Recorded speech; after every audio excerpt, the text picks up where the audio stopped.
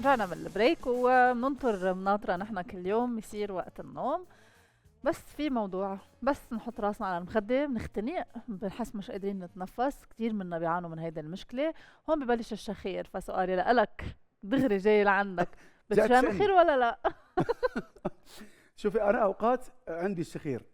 إيه عندك. طبعا، سألت مختص دكتور، قال هاي لو المخدة عالية، وأنا أحب المخدة تكون عالية، اوكي. أو أنت راجع مثلا من الجيم تعبان، مهم. أوكي، يسبب لك الشخير. لكن هل هو متقطع ودائم؟ وهذه ما أعرفه. ما ليش؟ بتعرف. لأنه أنا عايش وحدي. بتعرف انه في هيك مكانات صح؟ بتسجل لحتى تعرف انت ليش عم بتشنخر، شو المشاكل. لانه هلا هو مزبوط، نحن بنتساءل على الموضوع إيه. انه شو هالصوت المزعج، شو هالشي الخصلي. مم. بس هو يعني جسمك عم يجرب يقول شيء انه انا بدي اتنفس، انا بحق لي اتنفس. صح.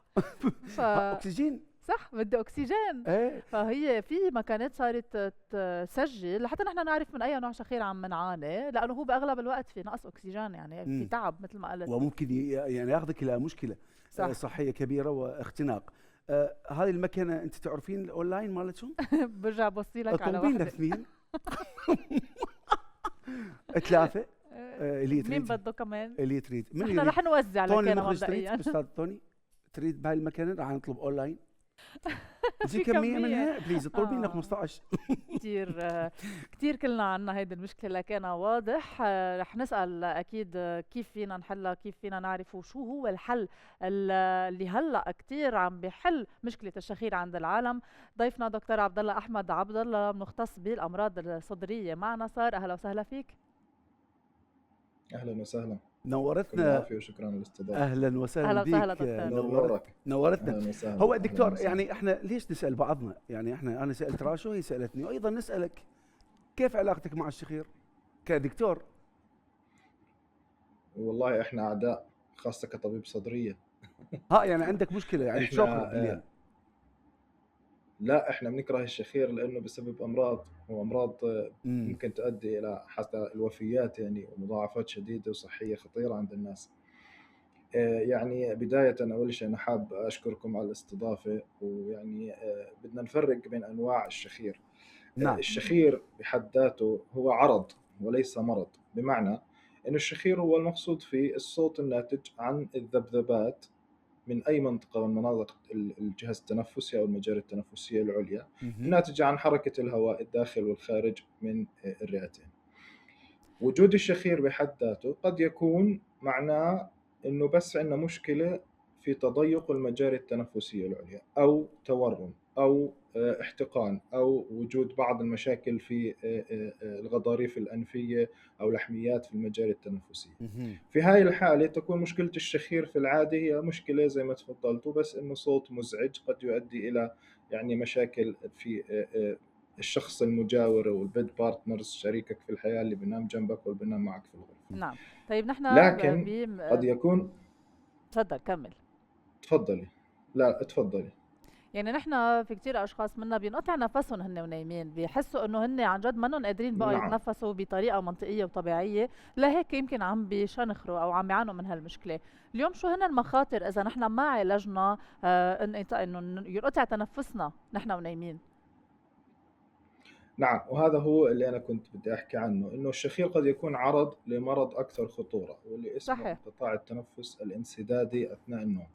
انقطاع التنفس الانسدادي أثناء النوم هو من الاسم، كما هو واضح من الاسم، بصير نوبات انقطاع كلي أو جزئي في التنفس أثناء النوم.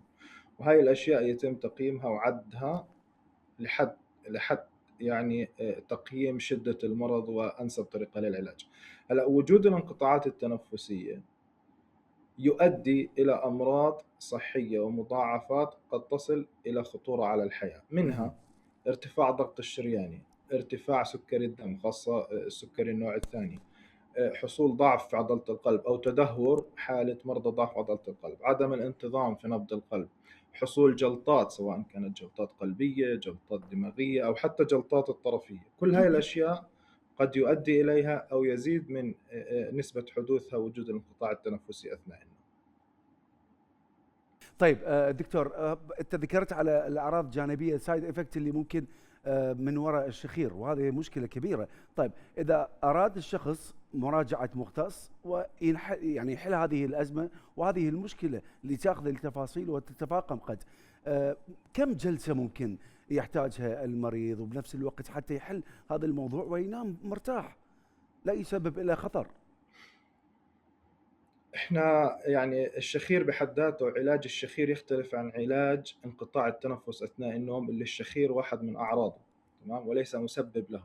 يعني انقطاع التنفس اثناء النوم لا يحدث بسبب الشخير، وانما الشخير هو عرض من اعراض انقطاع التنفس. هلا علاج الشخير بحد ذاته اذا كان مجرد ناتج عن زي ما حكينا شيء حميد بدون وجود انقطاعات، له كثير من العلاجات، منها أجهزة يمكن لبسها أثناء النوم، منها عمليات جراحية، منها زي ما تفضلتوا بس تعديل المخدة، تعديل الفرشة. هاي الأشياء قد تساعد على منع الشخير. إنما إذا كان الشخير ناتج عن انقطاع التنفس أثناء النوم، فإن أفضل ويعني العلاج الأمثل لمثل هذه الحالات هو ما يسمى بالسيباب أو continuous positive airway pressure. هو جهاز يلبسه المريض خلال النوم، بيعمل ضغط ثابت في خلال التنفس سواء الشهيق أو الزفير. هذا الضغط يعمل على بقاء المجاري التنفسية العليا فاتحة، يمنع حدوث الانقطاعات أثناء النوم، يمنع حدوث الشخير، ويمنع حدوث المضاعفات الصحية للتنفس. طيب نحن اليوم عم نسمع عن جهاز جديد هو الأكسجين عالي الضغط أو ال HBOT. شو هو هذا الجهاز؟ نعم، بداية الأكسجين عالي الضغط هو عبارة عن وضع المريض في تشامبر أو حجرة مغلقة. خصائص هاي الحجرة يكون نسبة الهواء اللي بتنفسه المريض في هاي الحجرة نسبة الأكسجين في 100%. إحنا نسبة الأكسجين اللي في الهواء الجوي اللي بنتنفسه كله هي 21%. نسبة الأكسجين في هاي الحجرات بتاعت الأكسجين عالي التدفق 100%. بالإضافة إنه ضغط الأكسجين في هاي الحجرات من 2 إلى 3 مرات أو من 1.5 إلى 3 مرات ضعف الضغط الجوي. بهاي العملية إحنا بنحرص على تزويد الدم بكميات عالية من الأكسجين تمنع هبوط الأكسجين اللي بيصير مع المريض سواء يعني بسبب اختناق الليلي الانسدادي أو غيرها من الأمراض. تطبيقات الأكسجين على التدفق في الطب كثيرة ومتنوعة. بموضوع الاختناق الليلي أو انقطاع التنفس أثناء النوم، تطبيقات الأكسجين عالي التدفق هي جزئيتين بحد يعني بشكل عام. الجزئية الأولى هي تزويد الجسم بكميات كافية من الأكسجين ومنع حدوث هبوط الأكسجين اللي بيصير خلال النوم أثناء الانقطاعات التنفسية. الجزئية الثانية واللي ثبت فاعلية الأكسجين عالي التدفق فيها هي زي نوع من أنواع مضادات الاحتقان أو مضادات الالتهاب. وبالتالي التورم اللي بيصير في المجاري التنفسية وهو أحد العوامل المهمة المؤدية لانقطاع التنفس أثناء النوم، عندما تزود هذه الأنسجة بأكسجين عالي تدفق داخل حجرات الأكسجين عالي تدفق، نعم، يؤدي إلى عكس عملية التورم ومنع التورم وعلاجه وزيادة قطر المجاني التنفسية على الأقل بشكل مؤقت، نعم، مما يمنع ويقلل من عدد الانقطاعات التنفسية. ممتاز.